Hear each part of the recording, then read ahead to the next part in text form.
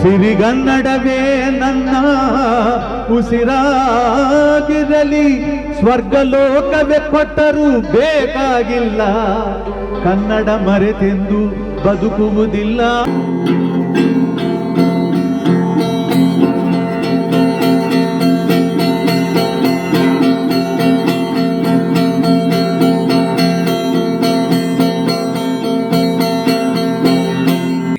ಇವರಲ್ಲಿ ಒಂದು ಆಧ್ಯಾತ್ಮ ಇದೆ, ಒಂದು ಅದ್ಭುತವಾದ ಆಧ್ಯಾತ್ಮ ಇದೆ, ಎಲ್ಲ ಭಾವನೆಗಳಿದೆ, ಎಲ್ಲ ಒಂದೊಂದು ಮಾತಾಡ್ತಾ ಎಂಥ ಒಂದು ಗೆಳೆತನ ನಮಗೆ ಮೇಳೈಸ್ಕೊಂಡು ಹೋಯ್ತು ಅಂದರೆ, ಸ್ವಲ್ಪ ದಿನ ಕಳೀತಿದ್ದಂಗೆ ನಾಗೇಂದ್ರ ಪ್ರಸಾದ್ ಒಬ್ಬ ರೈಟರ್ ಅನ್ನೋದು ನನಗೆ ಮರ್ತೋಯ್ತು, ನಾನೊಬ್ಬ ರೈಟರ್ ಅನ್ನೋದು ಅವ್ರಿಗೆ ಮರ್ತೋಯ್ತು. ಒಬ್ರನ್ನೊಬ್ರು ಮಾತಾಡಿಸದೇ ಇದ್ರೆ ಏನೋ ಮಿಸ್ ಮಾಡ್ಕೋತೀವಿ ಅನ್ನೋ ಒಂದು ಫೀಲಿಂಗ್ ಮಾತ್ರ ಹುಟ್ಕೊಂತು. ಆ ಫೀಲಿಂಗ್ ಇವತ್ತಿಗೂ ಇದೆ. ಈ ಕವಿ ಸಮಯ ಅಂತೀವಿ, ಯಾವುದೋ ಒಂದು ಸಾಲು ಬರೆದಾಗ ಅದು ಮುಂದೆ ಏನು ಯೋಚನೆ ಮಾಡ್ತಾರೆ, ಇನ್ನೊಬ್ರು ಏನು ಅದರ ರಿಯಾಕ್ಷನ್ ಏನು, ಅದೆಲ್ಲ ಏನು ಗೊತ್ತಾಗಲ್ಲ. ನಮಗೊಂದು ವಾವ್ ಫೀಲಿಂಗ್ ಅಂತಾರಲ್ಲ, ನಾನು ಎಷ್ಟೋ ಸಲ ಯಾವುದಾದ್ರು ಒಳ್ಳೆ ಲೈನ್ ಬರೆದಾಗ ಅದು ಆಮೇಲೆ ಸ್ವಲ್ಪ ಹೊತ್ತಾದ್ಮೇಲೋ ಅಥವಾ 2 ದಿವಸ ಆದಮೇಲೆ ಈ ಸುಮಾರಾಗಿದೆ ಅಲ್ವಾ ಅನ್ಸ್ಬೋದೇನೋ ಗೊತ್ತಿಲ್ಲ, ಆದರೆ ಒಂದು ಅನಿಸುತ್ತೆ. ಅದು ಅದರೊಳಗಿನ ಧ್ವನಿಯ ಕಾರಣಕ್ಕೆ, ಅದರಲ್ಲೇನೋ ಒಂದು ಧ್ವನಿ ಇರುತ್ತೆ. ಕರಿಯ ಐ ಲವ್ ಯು ಬರೆದ ತಕ್ಷಣನೇ ನಾನು ಹೇಳಿದೆ ಸೂರಿಗೆ, ಇದು 100% ಶೂರ್ ಶಾಟ್ ಸಾಂಗ್ ಇದು. ಕೆಲವು ಸಲ ಹಂಗೆ ಅನಿಸುತ್ತೆ ಹಾಡು ಬರೆದಾಗ, ಇದು ಡೆಫಿನೆಟ್ ಆಗಿ ವರ್ಕ್ ಆಗುತ್ತೆ, ಜನಕ್ಕೆ ಇಷ್ಟ ಆಗುತ್ತೆ ಅಂತ. ಹಾಗೆ ಆಮೇಲೆ ಬಂದರು 2 ದಿವಸ ಆದಮೇಲೆ, ಸರ್ ಮನೋಹರ್ ಸರ್ ಯಾಕೋ ಒಪ್ಕೋತಾ ಇಲ್ಲ ಏನಾದರೂ. ಆಮೇಲೆ ಮನೋಹರ್ ಸರ್ ಕೂಡ ನನಗೆ ಫೋನ್ ಮಾಡಿದರು. ಅವ್ರು ನನ್ನ ನಾಗಿ ಅಂತ ಕರೀತಾರೆ ಪ್ರೀತಿಯಿಂದ. ನಾಗಿ ಅದು ಏನೋ ನೋಡಿ, ಅದೇನೋ ಕರಿಯ ಇಲ್ಲೊಂದು ಮೆಲೋಡಿ ಆಗಿಲ್ಲ, ಬೇರೆ ಏನಾದರೂ ಯೋಚನೆ ಮಾಡ್ಬೋದಾ ಅಂದರು. ಇಲ್ಲ ಸರ್ ಅದು ಚೆನ್ನಾಗಿರುತ್ತೆ ಸರ್ ಅಂದೆ. ಇಲ್ಲ ಅದೇನೋ ಮ್ಯೂಸಿಕಲ್ ಆಗಿಲ್ಲ ನೋಡಿ ಅಂದರು. ಸರಿ ಸರ್ ನೋಡ್ತೀನಿ ಅಂದೆ. ಆದರೆ ನಾನು ಯೋಚನೆ ಮಾಡೋಕ್ಕೆ ಹೋಗಲಿಲ್ಲ. ಏನು ಮಾಡೋದು ಸೂರಿ, ಇದು 100% ನನಗನ್ನಿಸ್ತಿದೆ, ಇನ್ಸ್ಟಿಂಕ್ಟ್ ಅಂತಾರಲ್ಲ ಒಳಗೆ, ಇದು ವರ್ಕ್ ಆಗುತ್ತೆ ಅಂದೆ. ಆಮೇಲೆ ಏನು ಮಾಡೋದು ನೀವು ಹೇಳಿ ಸರ್ ಅಂದರು ಸೂರಿ. ಅದು ಏನಾದರೂ ಮಾಡಿ ಹಠ ಮಾಡಿ ಆದರೂ ಇದನ್ನ ಇಟ್ಕೊಳ್ಳಿ, ಇದು ಸಿನಿಮಾಗೊಂದು ಟ್ರಂಪ್ ಕಾರ್ಡ್ ಅಂದೆ. ಅವರು ಹಠ ಮಾಡಿದ್ರು, ಇಟ್ಕೊಂಡ್ರು. ಇವತ್ತು ಒಂದು ಇತಿಹಾಸ ಕರಿಯ ಐ ಲವ್ ಯು. ನನ್ನ ಕವಿರಾಜ್ಗಿಂತ ನಾನು ಸ್ವಲ್ಪ ದೊಡ್ಡವನು, ನನಗಿಂತ ಸ್ವಲ್ಪ ದೊಡ್ಡವರು ಕಲ್ಯಾಣ್ಗಿಂತ ಇನ್ನೊಂಚೂರು ಜಾಸ್ತಿ ದೊಡ್ಡವರು ಮನೋಹರ್ ಸರ್. ಇದು ಹಿಂಗೆ ಸೀರೀಸ್ ನೋಡಿ, 1 2 3 4 ಸರಿಯಾಗಿ ಕೂತಿದ್ದೀವಿ. ವಿಶೇಷವಾದೇನು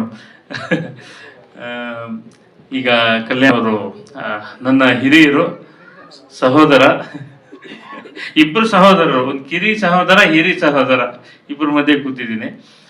ಕಲ್ಯಾಣ್ ಅವ್ರು ಮಾತಾಡ್ತಾರೆ. ವೇದಿಕೆಯಲ್ಲಿರುವ ಎಲ್ಲ ಗಣ್ಯಾತಿ ಗಣ್ಯರಿಗೂ ಪ್ರೀತಿ ನಮಸ್ಕಾರ. ಇಲ್ಲಿ ನಡೆದಿರುವ ಎಲ್ಲ ಹೃದಯವಂತರಿಗೂ, ಡಾಕ್ಟರ್ ವಿ ನಾಗೇಂದ್ರ ಪ್ರಸಾದ್ ಅವರ ಅಭಿಮಾನಿಗಳಿಗೂ, ಸ್ನೇಹಿತರಿಗೂ, ನಮ್ಮೆಲ್ಲ ಆತ್ಮೀಯರಿಗೂ ಕೂಡ ಪ್ರೀತಿಯ ನಮಸ್ಕಾರ.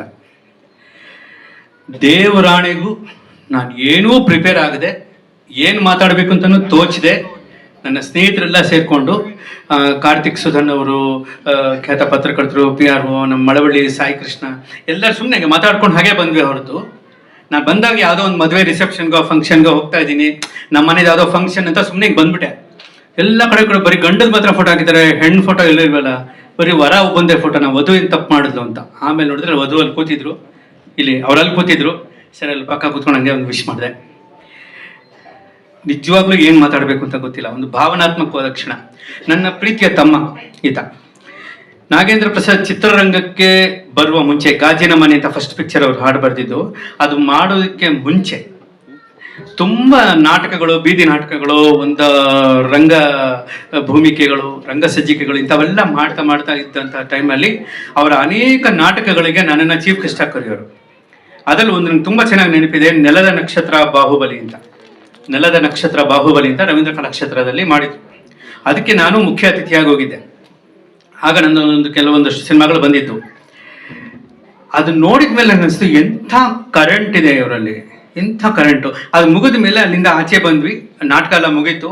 ಹೊರಗಡೆ ಎಲ್ಲ ಲೈಟ್ಗಳೆಲ್ಲ ಆಫ್ ಮಾಡಿದಾಗ ರವೀಂದ್ರ ಕಲಾಕ್ಷೇತ್ರ ಗೇಟ್ ಹತ್ರ ನಿಂತ್ಕೊಂಡದಷ್ಟು ಮಾತಾಡ್ತಾ ಇದ್ವಿ ಸ್ವಲ್ಪ ಹೊತ್ತು. ಗೊತ್ತಿಲ್ಲ ಸತ್ಯವಾಗ್ಲೂ ಒಂದು ಇಂಟ್ಯೂಷನ್ ಹೇಗೆ ಕೆಲಸ ಮಾಡ್ತು ಅಂದರೆ, ಇಲ್ಲ ಇದು ಈ ಕರೆಂಟು ಇಡೀ ಕರ್ನಾಟಕ ಪೂರ್ತಿ ಜ್ವಲಿಸುತ್ತೆ ಅಂತ ಆಗ್ಲೇ ಅನಿಸಿತ್ತು, ಅದನ್ನು ಹೇಳಿದೆ.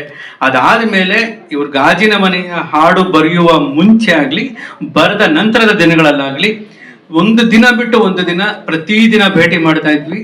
5-6 ಕಿಲೋಮೀಟರ್ ವಾಕ್ ಮಾಡ್ತಾ ಇದ್ವಿ ವೆಸ್ಟ್ ಆಫ್ ಕಾರ್ಡ್ ರೋಡಲ್ಲಿ. ಅಲ್ಲಿ ಯಾವುದೋ ಒಂದಿತ್ತು ಮಧುಬಾರನ್ ರೆಸ್ಟೋರೆಂಟ್ ಅಂತ ಅಲ್ವಾ, ಅದು ದಾಟ್ಕೊಂಡು ಮುಂದಕ್ಕೆ ಹೋಗ್ತಾ ಇದ್ವಿ. ನಗೋದು ನೋಡಿ, ಮಧುಬಾರನ್ ರೆಸ್ಟೋರೆಂಟ್ ತಕ್ಷಣ ಅದೊಂಥರ ತುಂಟ ನಗೋದು. ನೋಡಿ ಸರ್ ನೀವೇ ಅದ್ರ ಎದುರುಗಡೆ ದೇವಸ್ಥಾನ ಇತ್ತು, ನಾವು ದೇವಸ್ಥಾನಕ್ಕೆ ಹೋಗ್ತಾ ಇದ್ವಿ. ಅದನ್ನ ಯಾಕೆ ಹೇಳ್ತಿಲ್ಲ ಗೊತ್ತಾಗಿಲ್ಲ. ಯಾಕೆಂದ್ರೆ ಎಲ್ಲಪ್ಪ ಎಲ್ಲೇ ಎರಡು ದೇವಸ್ಥಾನವೇ, ಎರಡು ಕಡೆ ತೀರ್ಥ ಸಿಗುತ್ತೆ.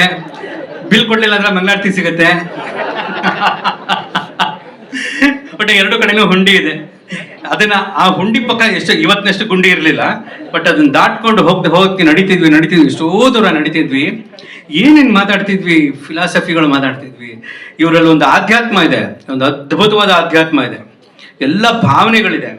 ಎಲ್ಲ ಒಂದೊಂದು ಮಾತಾಡ್ತಾ ಎಂಥ ಒಂದು ಗೆಳೆತನ ನಮಗೆ ಮೇಳೈಸ್ಕೊಂಡು ಹೋಯ್ತು ಅಂದರೆ, ಸ್ವಲ್ಪ ದಿನ ಕಳೀತಿದ್ದಂಗೆನೆ ನಾಗೇಂದ್ರ ಪ್ರಸಾದ್ ಒಬ್ಬ ರೈಟರ್ ಅನ್ನೋದು ನನಗೆ ಮರ್ತೋಯ್ತು, ನಾನೊಬ್ಬ ರೈಟರ್ ಅನ್ನೋದು ಅವ್ರಿಗೆ ಮರ್ತೋಯ್ತು.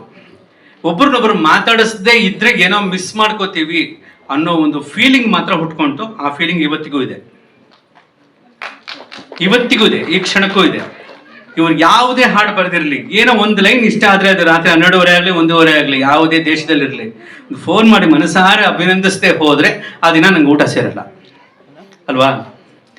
ಅದು ಕವಿಗೂ ಅದು ಅನ್ವಯಿಸುತ್ತೆ, ಅದು ಮನೋಹರ್ ಸಾರ್ಗೂ ಅನ್ವಯಿಸುತ್ತೆ. ಯಾಕಂದ್ರೆ ಚೆನ್ನಾಗಿರೋದನ್ನ ಮನಸಾರೆ ಅಭಿನಂದಿಸಬೇಕು, ಹಾರೈಸಬೇಕು, ಪ್ರೀತಿಸಬೇಕು. ಆವಾಗ ಮಾತ್ರ ಬಾಂಧವ್ಯ ಉಳ್ಕೊಳುತ್ತೆ. ಈ ಹಾಡು, ಈ ಕೃತಿ ಓಕೆ. ನನ್ಗೆ ಒಂದಂತೂ ಅನ್ಸಿದ್ ನಿಜ, ಬರೀ ಹಾಡಿಗೋಸ್ಕರ 30 ವರ್ಷ ಇವರೇನು ಸೇವೆ ಮಾಡಿದ್ರು, ಇನ್ನು ಮುಂದೆ ನಾಡಿಗೋಸ್ಕರ ಸೇವೆ ಮಾಡಲಿ, ಈ ನಾಡಿಗೋಸ್ಕರ ಸೇವೆ ಮಾಡಲಿ. ಯಾವುದಾದ್ರೂ ಲಾಂಛನ ಇಟ್ಕೊಳ್ಳಿ, ಅದು ಅವ್ರಿಗೆ ಬಿಟ್ಟಿದ್ದು. ಬಟ್ ಜನಗಳಿಗೆ ಮಾತ್ರ ಒಂದು ಒಳ್ಳೇದಾಗಬೇಕು. ಇವರಿಂದ ಹಾಡುಗಳಿಂದ ಮನಸ್ಸು ತಣಿಸಿ ಮಾಡಿದಂಥದ್ದು ಏನಪ್ಪ, ಕಲ್ಯಾಣ್ಗೆ ಜ್ಯೋತಿಷ್ಯ ಕೂಡ ಗೊತ್ತು. ಬಹುಶಃ ಅದೇ ಸೂಚನೆ ಮಾಡ್ತಾ ಇದಾರೆ, ಹಾಡಾಯ್ತು ಈಗ ನಾಡಾಗ್ಲಿ ಅಂತ. ಇಲ್ಲ, ಜ್ಯೋತಿಷ್ಯಲ್ಲಿ ಜ್ಯೇಷ್ಠ ನಕ್ಷತ್ರ, ವೃಶ್ಚಿಕ ರಾಶಿ, ಇವರು ಕರ್ನಾಟಕ ಲಗ್ನ, ಮುಲಾಜೆ ಇಲ್ಲ. ಇವತ್ತು ಟೈಮ್ ಚೆನ್ನಾಗಿದೆ. ಹೂನಪ್ಪ, ವೃಶ್ಚಿಕ ರಾಶಿ, ಪಂಚಮದಲ್ಲಿ ಶನಿ, 9ರಲ್ಲಿ ಗುರು, ಆಗ್ಲೇಬೇಕಲ್ಲ. ನೀವು ಆಮೇಲೆ ಯಾರಾದ್ರೂ ಕೇಳಿಸ್ಕೋಬಹುದು. ಅಲ್ಲ, ನಾನು ಭವಿಷ್ಯವಾಣಿ ಅನ್ನೋದಕ್ಕಿಂತಲೂ ಒಂದು ಅರ್ಹತಾ ಪತ್ರ ನಾನು ಹೇಳ್ತಾ ಇರೋದು. ನಾನು ಅರ್ಹತಾ ಪತ್ರ ಓದ್ತಾ ಇದ್ದೀನಿ. ಭವಿಷ್ಯವಾಣಿ ಬೇರೆ, ಅದು ಭವಿಷ್ಯದಲ್ಲಿ ಭಗವಂತ ನಿರ್ಧರಿಸಿದ್ದಾನೆ.